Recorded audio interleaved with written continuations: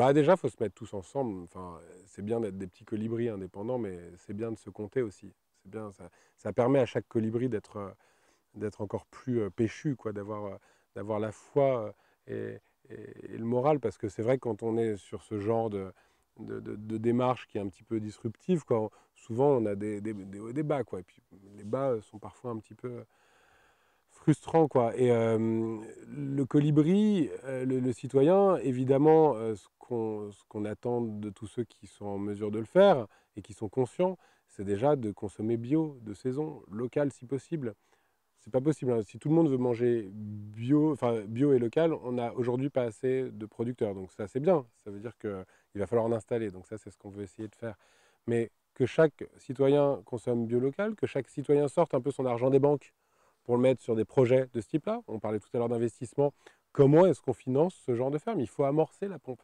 Il faut amorcer, ça peut être sur le principe d'obligation qu'on met à 5 ans, d'obligation convertible. Enfin, c'est un moyen d'investir dans un projet. Donc ça, c'est important que le citoyen, donc ça c'est sur ses actes d'achat, de consommation, et comme on mange 3 fois par jour, bah, 3 fois par jour c'est l'occasion de le faire. D'ailleurs, on le dit de plus en plus et c'est de plus en plus facile à convaincre les gens, on mange beaucoup trop de viande. Si jamais les gens mangeaient 20% de viande en moins, ils passeraient déjà tout à ISO-coût, à ISO-budget, l'ensemble de leur consommation en bio, à même prix. C'est-à-dire que c'est la viande qui grève un peu le budget de l'alimentation. Et si jamais on diminue de 20%, on peut passer tout le reste en bio. Ça, c'est quelque chose d'important. Si en plus vous arrivez à être un peu plus et à tirer vers le végétarisme, c'est encore mieux, parce que je pense que l'impact carbone haut de ce type de régime alimentaire est quand même assez compliqué à défendre. En tout cas, on n'arrivera pas à le tenir à 8 milliards, quoi.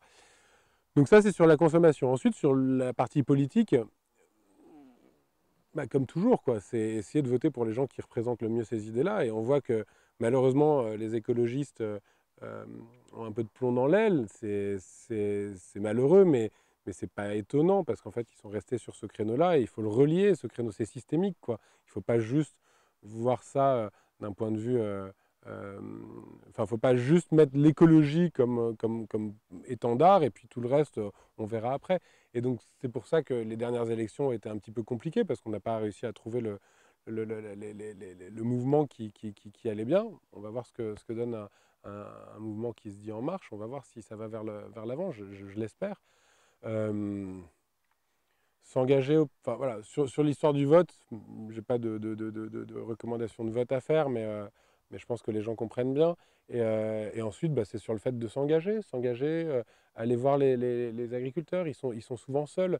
Là, on a fait le tour Ferme d'Avenir justement pour aller à la rencontre des agriculteurs et les valoriser, quoi, leur donner, enfin, qu'ils soient heureux et fiers de ce qu'ils font. Et donc ça, je pense que ça peut se faire soit dans le cadre d'associatifs, des AMAP, des associations pour le maintien de l'agriculture paysanne, où on peut s'engager, aller aider le maraîcher ou l'aider dans sa commercialisation, dans ses récoltes, que sais-je. C'est pas facile quand on est parisien, mais ça peut se faire aussi, ça peut se faire pendant les vacances.